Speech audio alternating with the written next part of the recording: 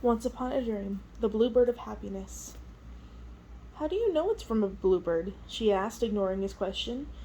I'm a few seasons older than you, he said, touching his forelock in sort of a salute. My memories are still cloudy like all of us, but when I was a babe, I remember being left outside on my own with my siblings, supposing to care for me, a heel of bread for my lunch. Birds would come pick at my crumbs, sparrows and others, and even a couple of these fellows, as blue as the sky on a winter's day. Aurora listened to his story with wonder. Imagine having birds as playmates. May I ask where you got this, Your Highness? It doesn't look like it's from a hat or pin or a cloak. It's too small and not crushed at all. I don't think I can reveal that, she said slowly, taking it back. Oh, aye, the stable boy said slowly. But if it's from outside, Aurora looked at him sharply. Begging your pardon, the boy mumbled, looking down, suddenly seeming years younger. It would just be a miracle, a godsend, to know there were still bluebirds out there. Aurora felt herself melt. Here she was, feeling caged and useless, a princess who spent her whole life inside castle walls, and there he was, one of the many who lived most of their lives outside. Those who knew what they were missing, even if they couldn't precisely remember it, who had, in some ways, lost far more than she had. She reached out and clasped his hand. He looked at her surprised. On my honor, as soon as I work out this little mystery, I shall let you in on it, she promised. As soon as I hear word about the safety of going outside, I will let you know myself. Thank you, Your Highness, he stammered. He offered her a spontaneous, jerky bow. Good day, Kyle, she said with a royal nod of her head. Good day to you, Your Highness, he said solemnly back. You're as wise and kind as you are beautiful. The glow that rose up on her cheeks warmed her on the walk back to the castle. He might not have been her favorite boy in the castle, but he was a boy, and it felt nice. A strange, quick hissing noise caused her to look up. Liana was standing, otherwise motionless, near the door of the summer kitchen, a basket over one arm as if she'd been intending to do something useful. Two bothersome, gossipy girls stood there with her, none other than Mistress Laura herself and her chaperone, the only slightly older Lady Mulder. Neither had seen the princess yet. Liana shook her head very slightly. Aurora could not return to the castle that way. The princess bit her lip and quickly dashed to the stone wall, pressed herself up against it as closely as she dared without ruining her dress. The next entrance was all the way around the other side, where the chambermaids went to empty the pots and the cooks tossed the offal. It stank, but no one would see her there. She hurried as quickly as she could, holding the train of her dress high out of the dust. As she rounded the corner, she saw one of Maleficent's servants nosing around the corner. Off duty? Did they go off duty? It was on its knees and hands, snuffling at the midden like an animal. Aurora had to turn her head when it found a length of entrails and worried it out of the pile, stretching it until the tube of flesh snapped. Holding her nose and gagging, she slipped past it. The last entrance that was unlikely to be guarded was a once-upon-a-time secret passage for a quick escape in case of invasion. Almost everyone knew about it now. There were a few secrets left in the remaining population, but it was rarely used because the stairs were slick, the tunnels dark and damp, and they led right past the chamber where King Stephen and Queen Leah were imprisoned. The princess pulled aside what looked like a set of heavy rain barrels and stepped reluctantly into the dripping hole they revealed. She descended slowly, almost slipping twice in the first few feet and jarring her head badly. She cursed, using a word that she had heard Kael use once, and found it did make her feel a little better. The way ahead was pitch black, but there was no way she could get lost. There was only one way to go. And she kept telling herself this as she moved slowly along, a hand on each slimy wall to steady herself. She tried to distract herself with the important thing she had just heard, that the feather was from a bluebird, a bird that only existed on the outside. An outside that was supposed to be wasteland, devoid of all but the most noxious and evil life. An outside that the minstrel had apparently escaped and returned from, not entirely worse for wear. But was there still a possibility that he was just drunk and mad? That he had simply found a feather somewhere and concocted this crazy story? Well, then life would go on, as it had. But if he had really found it outside, and things did live there... The princess picked up the hem of her skirt as she stepped delicately over the pool of muck. There was a little light now that reached her from the flickering torches in the dungeon proper. She slunk against the far wall to the stairs, and the other side unwilling to see or be seen by the prisoners. And then she heard voices. Her aunt's voice, and her parents'? She slowed down and pressed herself against the cool black wall to listen and watch.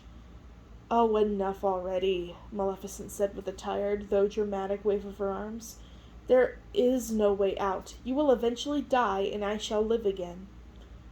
"But our daughter," the old queen said, coming forward and holding the bars. It almost sounded like she cared. "Your daughter?" Maleficent asked, her voice rising in dramatic surprise. "Really? What kind of loving mother hands her daughter off to the fairies for 16 years? Aurora frowned. That was wrong. She was to be given to the fairies on her 16th birthday, not for 16 years. It was to protect her, King Stephen protested. Really? Maleficent swung around, arching her eyes and fingers like an animal, lowering her yellow eyes to their level. You couldn't think of any other way to protect your daughter? Better guards, higher walls, runes and spells inside the castle? Really? Let me tell you something, dearies." She lowered her voice and spoke with a hiss through lips that barely moved. "You may think I'm more evil than any demon who ever walked this earth. And you may be right. But if I ever had a daughter, and you can be sure I would keep her safe, and teach her well, and school her in the arts of magic, and make her strong and powerful enough to protect herself, and I would never let anything come between us." Aurora felt strange inside her. Maleficent was never this uncontrolled, this furious. Her words rang somewhere truer now than in all of her carefully composed dramatic speech.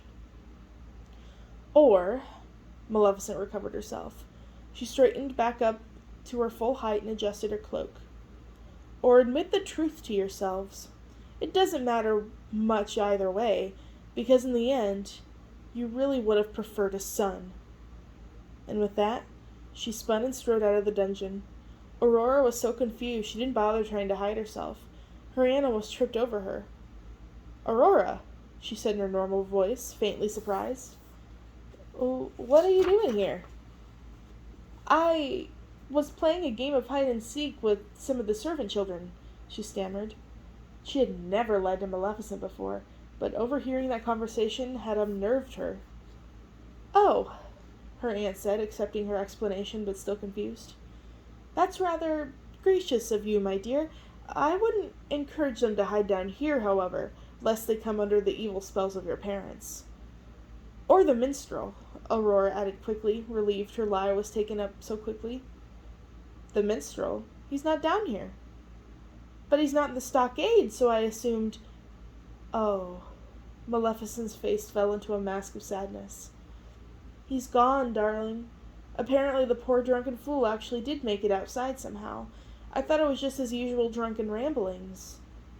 "What?" She just barely caught herself from adding, "So it's true." Maleficent regarded her with an intelligent, unreadable eyes. "Outside and back in. Over a month ago. I just found out the truth myself. I have no idea how he did it. There's a hole in the security somewhere. I must recast my spells and protections. Who knows what he could have brought in with him?" "Where is he now?" Aurora breathed, thinking about her feather. "Back outside, where he so desperately wanted to be. For good this time. I didn't stop him." Aurora felt like throwing up. Her head hurt. She had the feather. Should she tell her aunt? Tears sprang to her eyes. Maleficent misunderstood, reaching out to pat her on the shoulder. "Darling, don't ever mourn. His time wasn't long here anyway, the way he was living, and this is important. You must never talk about this with anyone. People get funny. Wrong ideas. There's nothing outside. Nothing that will keep you alive for long. We don't want anyone starting rumors." She pulled her cloak around her and started to go. "Aunt," Aurora began, but not sure what she was going to say. An admission of everything? Something about the minstrel, something about the feather, questions about the outside. And that's not what came out. What if I could do it? What if I could learn magic? Would you teach me your powers? Would you raise me to be like you, and we could rule the world together and maybe take it back like it once was, before my parents destroyed it? Together? Maleficent blinked at once with her slow yellow eyes.